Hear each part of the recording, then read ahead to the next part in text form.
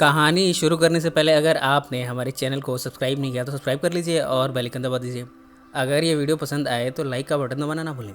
इस कहानी की शुरुआत होती है बेंजामिन से। फ़िलहाल वो प्लेन में बैठा है। प्लेन लैंड करने के बाद वो कैलिफोर्निया अपने घर वापस लौटा है। वो हमसे बातें करते हुए बताता है कि ईस्ट कॉलेज में बैचलर डिग्री अर्न करने के बाद वो अपने पेरेंट्स से मिलने कैलिफोर्निया आया है। उसकी बातों से हमें पता चलता है कि उससे साइलेंस बहुत पसंद है। उसे अकेले में रहने में अच्छा लगता है। आज उसके फादर ने पार्टी थ्रो की है। वो बेंजामिन को इनवाइट करते हैं, पर बेंजामिन कहता है कि वो अकेले में ही रहना चाहता है। यहाँ वो अपने फादर से कहता है कि अपने फ्यूचर के लिए वो वरीड है। अपने पेरेंट्स के कहने पर वो सबसे मिलने नीचे आता है। यहाँ सभी बेन के ग्रेजुएशन कंप्लीट करने पर उसे बधाई देते हैं। सब बड़े खुश हैं। मौका पाते ही बेन एक कमरे में जाकर अकेले में बैठ जाता है। वो अभी भी काफ़ी परेशान है। इतने में इस कमरे में मिसेस रॉबिन्सन का आना होता है। मिसेस रॉबिन्सन उससे पूछती है कि आज तो खुशी का मौका है, वो इतना परेशान क्यों है? क्या किसी लड़की का मैटर है? बेन इन सब से इनकार करता है। जाते हुए मिसेस रॉबिन्सन कहती है कि उनके हस्बैंड कार से चले गए हैं, क्या वो उन्हें घर तक ड्रॉप कर सकता है? इस तरह बेन मिसेस रॉबिन्सन को उनके घर तक ड्रॉप करता है। यहाँ मिसेस रॉबिन्सन उसे घर के अंदर इन्वाइट करती है। यहाँ वो बेन को ड्रिंक ऑफर करती है। मिसेस रॉबिन्सन की बातों से बेन ये जान जाता है कि वो उसे सेड्यूस करने की कोशिश कर रही है। वो कहती है कि उसके पति काफ़ी देर बाद घर लौटेंगे। बेन जाने को होता है। मिसेस रॉबिन्सन कहती है कि वो उसे पसंद करती हैं। उसे और ड्रिंक पिलाती हैं।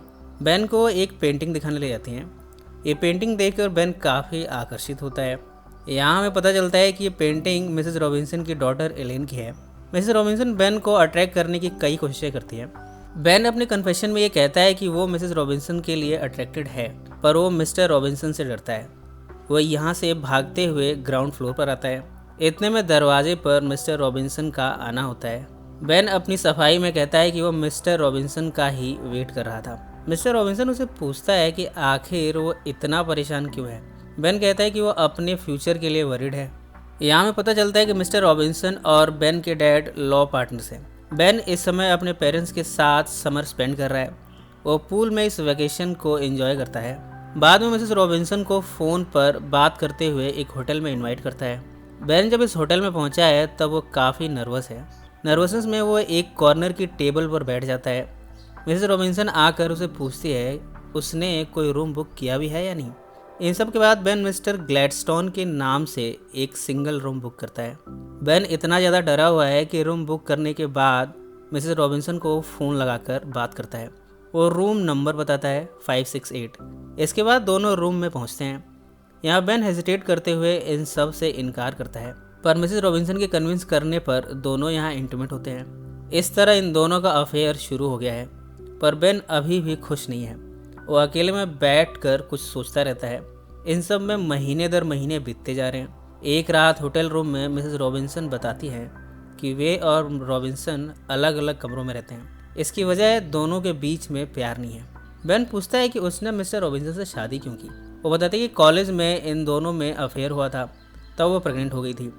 इस तरह उसने मिस्टर रॉबिन्सन से शादी कर ली। इसके बाद एलान पैदा हुई। यहाँ बेन मजाक में कहता है कि वो एलान को डेट करेगा। मिसेस रॉबिन्सन उससे गुस्सा होती हैं। वो कहती है कि एलान के बारे में ऐसा सोचना भी मत।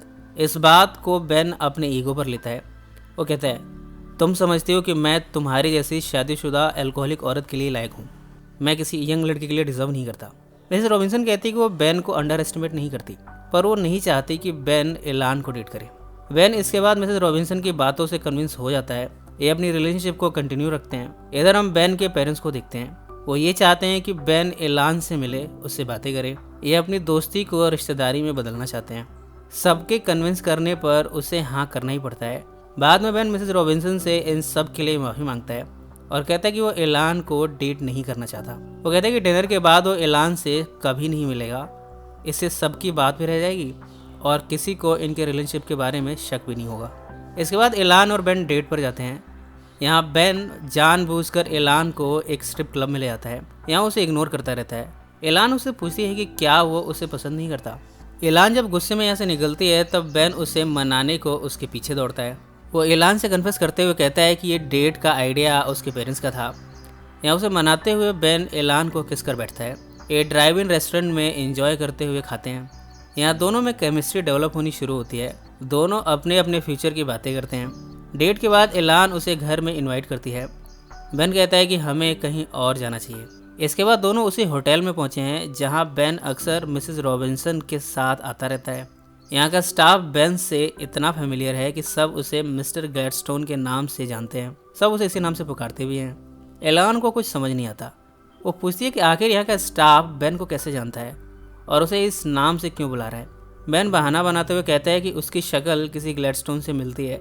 एलान इस बात को एक्सेप्ट नहीं करती। घर जाते हुए कार में बेन ये एडमिट करता है कि उसका किसी और के साथ अफेयर चल रहा है। वो कहता है कि ये सब उससे गलती से हो गया। एक के बाद सिचुएशन बनी और वो इन सब में इन्वॉल्व हो गया। बेन ये भी बताता है कि जिससे उसका अफेयर है वो शादीशुदा है और उसका बच्चा भी है, पर यहाँ वो झूठ बोलता है कि अब वो सब कुछ खत्म हो चुका है। घर छोड़ते हुए बेन कल भी मिलने का वादा करता है। अगले दिन बेन तेज बारिश में अपनी कार लिए हुए एलान का वेट कर रहा है। तभी मिसेस रॉबिन्सन कार में आकर बैठ जाती हैं और गुस्से में कार को ड्राइव करने को कहती हैं। और बेन को ऑर्डर देते हुए कहती है कि तुम एलान से कभी नहीं मिलोगे। यहाँ वो कहते हैं कि अगर बेन ने उनकी बात नहीं मानी तो वो एलान को उनके बारे में बता देगी। बेन कार से उतरकर तेजी से भागता हुआ एलान के पास पहुंचा है। एलान से वो उस लेडी का नाम बताने को है जिससे उसका अफेयर है। तभी मिसेस रॉबिन्सन यहाँ आ जाती है। उसको देखकर एलान ये फिगर आउट कर लेती है कि बेन का उसकी माँ से ही अफेयर है। एलान ये सब जानकर काफ़ी अपसेट होती है। वो अब दोबारा बेन से नहीं मिलना चाहती। वो अब अपने स्कूल बर्कली को लौट रही है। बेन उसे मनाने के लिए उसे फॉलो करता रहता है, पर उसकी सारी कोशिशें नाकाम हो जाती हैं। मिसेस रॉबिन्सन के साथ उसने जो कुछ भी किया वो सब गलती थी। कागज़ पर वो बार बार एलान का नाम लिखता रहता है। वो अपने पेरेंट्स से कहते हैं कि वो एलान से शादी करने को तैयार है। उसके पेरेंट्स इस पर बड़े खुश होते हैं। बेन एलान को मनाने उसके स्कूल में उसे फॉलो करता है। वो कागज़ पर लिखते हुए कहता है कि वो एलान को भुला नहीं पा रहा। स्कूल के बाहर वो बैठा एलान का वेट कर रहा है। वो एलान को उसके दोस्तों के साथ देखता है, पर बात करने की हिम्मत नहीं कर पाता। वो रोज़ एलान को स्टॉक करता है, पर कभी भी कुछ कह नहीं पाता। एक दिन एलान जब बस में चढ़ती है तो बेन बस का पीछा करता है। एलान विंडो से उसे देख लेती है। बेन को देखकर वो और भी अपसेट होती है। बेन बस का पीछा करते हुए बस में चढ़ जाता है। एलान यहाँ बोलती है कि वो किसी से मिलने द जू जा रही है। बेन भी उसके साथ जाता है। एलान उसे यहाँ से जाने को कहती है, पर बेन नहीं मानता। एक शख्स एलान से मिलने आया है। इसका नाम कार्ल है। कार्ल के साथ एलान चली जाती है। बेन उसे देखता रह जाता है। वो काफ़ी अपसेट है। शाम को एलान बेन के रूम में आकर उसे कन्फ्रंट करती है। वो कहती है, मैं जानती हूँ तुम यहाँ मेरे पीछे आए हो। तुम्हें यहाँ से जाना होगा। तुमने मेरी माँ का बलात्कार किया है। यहाँ एलान की बातों से हमें पता चलता है कि एलान की माँ ने उससे कहा है कि शराब के नशे में बेन ने उनका बलात्कार किया था। बेन इन सब से इनकार करता है। एलान कहती है कि उसकी माँ ने उसे बताया है कि शराब के नशे में बेन उनको होटल रूम में ले गया और उनका बलात्कार किया। एलान की तेज़ आवाज़ से यहाँ का लैंडलॉर्ड और बाकी टेनेंट दरवाजे पर आते हैं। सबको लगता है कि बेन किसी लड़की के साथ ज़बरदस्ती कर रहा है, पर एलान सबकी गलतफहमी दूर करती है। बाद में बेन अपनी पैकिंग करनी शुरू करता है। एलान उसे कहती है कि बेन को सारी चीज़ें सॉर्ट आउट करने के बाद यहाँ से जाना चाहिए। रात को एलान बेन के कमरे में आकर अपने प्यार का इजहार करती है। वो कहती है कि उसे यकीन हो गया है कि जो कुछ भी हुआ उसमें बेन के अकेले की गलती नहीं है। बेन उसे शादी करने को कहता है। एलान जाते हुए कहती है कि रात भर में वो इस बारे में कुछ और भी फैसले लेना चाहती है। अगली सुबह बेन एलान से कहता है कि उन्हें शादी की तैयारियां शुरू कर देनी चाहिए, ब्लड टेस्ट करा लेना चाहिए। एलान कहती है कि उसने अभी हाँ नहीं किया है। बेन कहते हैं कि हमें बर्थ सर्टिफिकेट फाइंड आउट करनी चाहिए। एलान इनकार करते हुए चली जाती है। वो बार बार इसे टालने में लगी है, पर बेन किसी भी तरह एलान से शादी करना चाहता है। एलान उसे चिढ़ाते हुए कहती है कि वो काल से शादी करेगी। इन सब में मिस्टर रॉबिन्सन बेन के रूम में पहुंचा है। वो कहता है, मैं और मेरी वाइफ डिवोर्स लेने जा रहे हैं और ये सब तुम्हारी वजह से हुआ है। अब तुम कभी भी एलान से नहीं मिलोगे। अगर तुमने ऐसा किया तो मैं तुम्हें जेल भिजवा दूंगा। यहाँ वो यही बताता है कि उसे मिसेस रॉबिन्सन और बेन के बारे में पता चल चुका है। बेन मिस्टर रॉबिन्सन से माफ़ी मांगता है। अगली सुबह एलान की फ्रेंड बेन को लेटर देती है। इसमें एलान ने लिखा है कि इनकी रिलेशनशिप चल नहीं पाएगी। इसकी वजह बेन ही है। उसने उसकी माँ से जो रिश्ता बनाया उससे चीज़ें काफ़ी कॉम्प्लिकेटेड हो गई हैं। ये लेटर छोड़कर एलान ये स्कूल छोड़कर चली गई है। एलान को ढूंढता बेन मिसेस रॉबिन्सन के पास पहुंचा है। यहाँ मिसेस रॉबिन्सन पुलिस बुलाने की धमकी देती है। यहाँ पता चलता है कि मिस्टर रॉबिन्सन ने एलान को फोर्स करके स्कूल छुड़वा दिया है और अब एलान की काल से शादी हो रही है। गुस्से में जब बेन को यहाँ एलान नहीं मिली तब वो यहाँ से भी निकलता है। वो वापस बर्कली पहुँचा है। वो काल के हॉस्टल पहुँचता है। कार्ल का भाई बेन का अपने दोस्तों के सामने मजाक उड़ाता है और बताता है कि आज ही कार्ल की एलान से शादी हो रही है। वो चर्च का नाम भी बता देता है। बेन चर्च की तरफ जाता है, पर रास्ते में कार की फ्यूल खत्म हो जाती है। बेन पैदल ही दौड़ता हुआ चर्च पहुंचा है। यहाँ शादी ऑलमोस्ट हो चुकी है। ग्लास के पीछे से बेन एलान का नाम लेकर उसे कई बार पुकारता है। एलान भी उसे आवाज़ देती है। सभी बेन को रोकने की कोशिश करते हैं। सबसे लड़ने के लिए वो क्रॉस का भी सहारा लेता है, पर फाइनली बेन एलान को लेकर भागने में यहाँ से कामयाब हो गया है। सबको क्रॉस के हेल्प से वो चर्च में ही ट्रैप करता है और एलान को लिए एक बस में चढ़ जाता है। बस के पैसेंजर इन दोनों को घूर घूर के देखते हैं।